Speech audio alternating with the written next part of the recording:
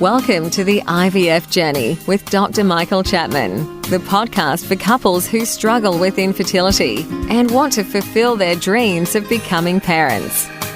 In this podcast, you'll learn actionable strategies to deal with infertility from Dr. Michael Chapman, or Prof as he's affectionately known. Prof is the co-founder of IVF Australia and is a leading Australian infertility specialist who has helped over 3,000 couples realise their dreams of becoming parents. To access previous episodes packed with ideas, solutions and tips that actually work, head over to Dr. Chapman's IVF podcast on iTunes. You can also ask questions by contacting Dr. Chapman's rooms on 1800 111 483 or by emailing him michael.chapman@ivf.com.au.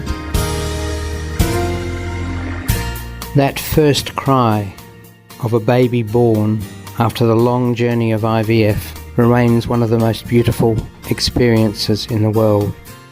As an obstetrician and an IVF specialist, I've had the privilege of experiencing this over many thousands of times in my long career, but I still remain moved by each baby's first cry. It signifies the end of a long journey and the beginning of a new life. This is Professor Michael Chapman, co-founder of IVF Australia and host of the IVF Journey podcast. Thanks for tuning in. To access all the previous episodes, head over to my website www.theivfjourney.com and select IVF Journey Podcast from the navigation menu. You'll also be able to find the various services that we provide at IVF Australia. So today's podcast, I'm really lucky. I have Liz Ellis with me. Some of you won't know necessarily who she is, unless you're a netball fan or a proper Australian sports fan. Liz was a netball captain of Olympic teams in the past that were highly successful. However, she wasn't quite as successful at having a baby when she wanted one. That led to fertility treatments, frustration, and then ultimately 2 babies. But looking back on that, she decided that other infertile couple needed to know what she went through, but also giving them guidance as to where to go and what to do. I've been involved in this book, in editing it for medical factual information, but what I was impressed with the book was how easy it was to read, even for a dumb doctor. So today, as I said, Liz Ellis, here's your book. I know, it's very exciting. Thanks, Prof, and thank you for all your help. It was so great to be able to have someone like you point me in the right direction as I was writing it, and then to just have a look over it and explain to me the difference between a sign and a symptom. That's always a good thing to know. You know, I'm not medically trained, and I had no sense of when I set out to write this book about what a big undertaking it was. And perhaps if I had have known, I wouldn't have done it. But I'm so glad I did do it. I'm glad you did it as well, because, to me as a fertility specialist, an academic who's been involved in IVF for 36 years, I did my first IVF cycle. One of the big problems I have with my patients is them understanding what's going on. Not only what's going on in the nuts and bolts of IVF, but what's going on in their lives about fertility and not getting what you want. So this sort of book is really a big plus for me.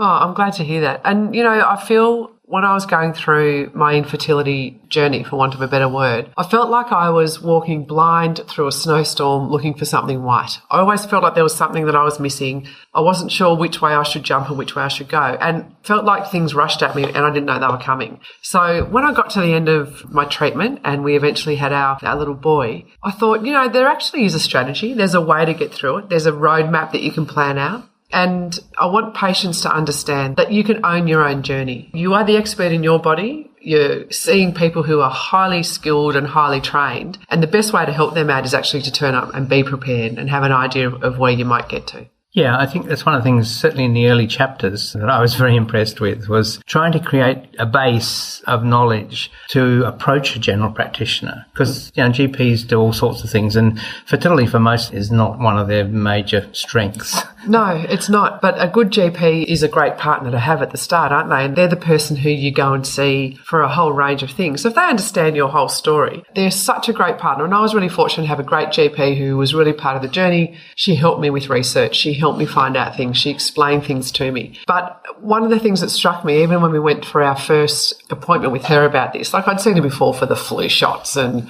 to get my asthma medication. This was obviously my first time I was going to a GP and saying, well, we can't fall pregnant. We've been trying it. It's not happening.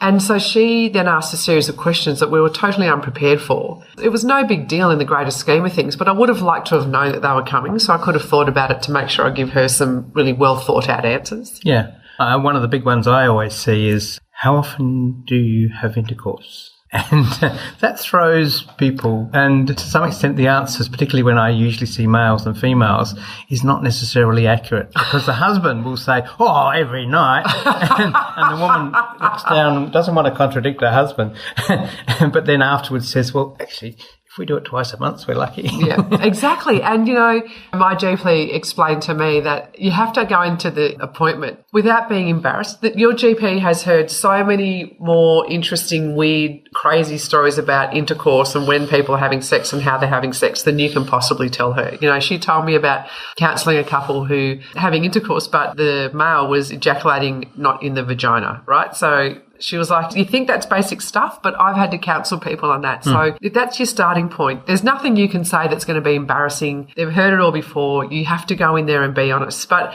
it's hard to be honest and upfront about stuff if you don't know that it's coming. Whereas if you know that it's coming, you can pick up this book and go, oh, okay, this is the sort of stuff that I might be asked. Yeah. And the flip side is if your GP doesn't ask, then you question is your GP invested enough in you and your treatment. Yeah, I think that's absolutely right. And probably, with all due respect to very busy GPs, probably 70% of my letters are one-liners. Please see Mrs. Ellis, who is having trouble getting pregnant. Full stop. As a specialist, I'm getting virtually no information. Yes, and then so the patients turn up to you and you ask them the same set of questions over again because you don't have that information. But that's important to know, to not turn up and get cross at your specialist for asking for information. The more information your specialist has, the better that they can treat you. Absolutely true. So you quite correctly discuss the right specialist for you. And I'm totally convinced with your conclusion, which is that there are horses for courses. There are some specialists who are very direct, very straight. On the other hand, there are some people who like the punch in the head and get up and go again. And then there are the soft, quiet,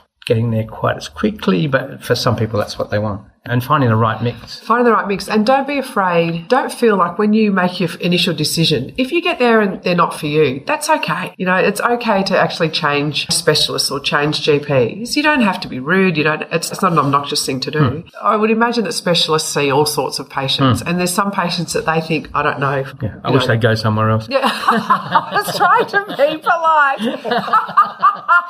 It doesn't happen to me very often. No, I can't imagine, Prof, that anyone wouldn't want to go to you. But it's okay. And it's okay to make the decision based on your gut feel. Like sometimes there's no scientific way. There's no boxes to tick. There's no questionnaire. If your gut feel is that you are not on the same page as your specialist, choose someone else. I think the great thing about being infertile in Australia, if there is such a great thing, is that you have so many fantastic specialists to choose from. We are world leaders.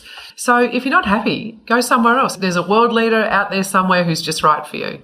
You make a good point about those doing IVF. There's a couple of hundred of us that do IVF around Australia. There are over half of those are generalists who are doing other things. And I like your comment about you might have to wait because they're off delivering a baby if they're a generalist. Obviously, I have an axe to grind there because I'm chair of the subspecialist group.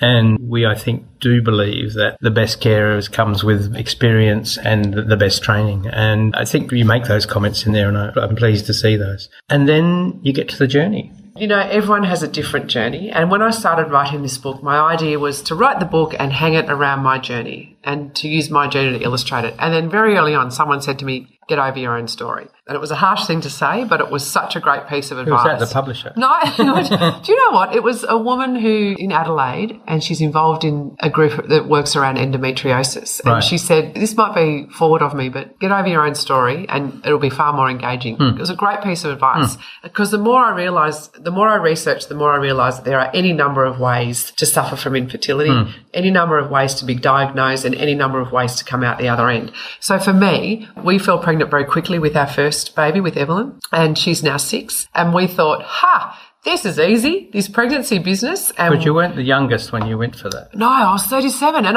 we thought it would be difficult, and we were pretty relaxed about it. Might have had something to do with it. We're a bit like, if we have kids, we have them. If we don't, we don't. We'll just keep drinking nice red wine. So the gods knew how much I liked drinking nice red wine, and they made me pregnant, I think. So, we fell pregnant really quickly. I was 37. I gave birth when I was 38. Went back to my obstetrician, and he rightly said, you're getting advanced in age. Get on with it. Go again if you want another one. So we did. And 8 months later, we were pregnant. And I thought, beauty, this is tops. We can get knocked up, have 2 kids. They'll be 17 months apart. God help us. But then we went for our first scan, and the baby had vanished. Yeah, there was a sac and nothing else. So that was hard. But it was also my first miscarriage. I already had a baby. I thought, it's just a bump in the road. A couple of months later, I'll be back up again. 6 months later, nothing had happened. So then we started down the journey. Journey. So fertility drugs, fell pregnant again, miscarried again. That was hard. Then we eventually found ourselves on a course of IVF treatment. Come to that in a minute. Basically, the book is an education, I think, something that every woman, every couple, not just women, should be reading to help them get through the journey. So thanks, Liz, and maybe we'll talk again. My pleasure. To be continued. And don't forget that you can access all the previous episodes by going to our website, www.theivfjourney.com, and select IVF Journey Podcast from the navigation menu.